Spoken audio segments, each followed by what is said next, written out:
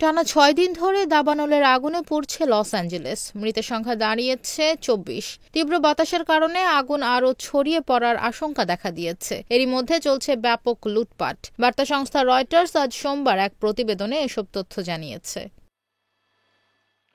ক্যালিফোর্নিয়ার governor Gavin Newsom বলেছেন, যুক্তরাষ্ট্রের ইতিহাসের সবচেয়ে বিধ্বংসী প্রাকৃতিক দুর্যোগে পরিণত হয়েছে এই দাবানল। এরই মধ্যে ভয়াবহ এই দাবানল ২৪ জনের প্রাণ কেড়ে নিয়েছে। হাজার হাজার ঘরবাড়ি পুড়ে ছাই হয়ে গেছে। বাধ্য হয়ে অন্তত ১.৫ লাখ বাসিন্দাকে নিরাপদ স্থানে সরিয়ে নেওয়া হয়েছে। এরই মধ্যে ফায়ার সার্ভিসের কর্মী সেজে লুটপাটের ঘটনা ঘটেছে লস অ্যাঞ্জেলেসে। এ ঘটনায় কয়েকজনকে গ্রেপ্তার করেছে আইনশৃঙ্খলা বাহিনী।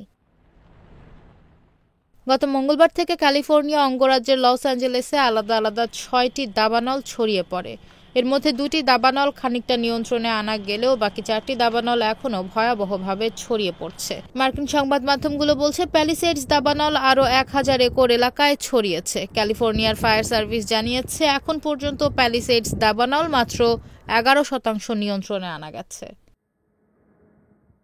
লস অ্যাঞ্জেলেসের পুলিশ কর্মকর্তার দেয়া হিসাব অনুযায়ী সেখানে আরও ৫৭,০০০ অবকাঠামো ঝুঁকির মুখে রয়েছে। প্রাণ বাঁচাতে এলাকা ছেড়ে যেতে বলা হয়েছে ১,৫৩,০০০ মানুষকে। মার্কিন প্রেসিডেন্ট জো বাইডেন লস অ্যাঞ্জেলেসকে যুদ্ধক্ষেত্র হিসেবে বর্ণনা করেছেন। তিনি আশঙ্কা প্রকাশ করে বলেছেন, মৃতের সংখ্যা বাড়তে পারে।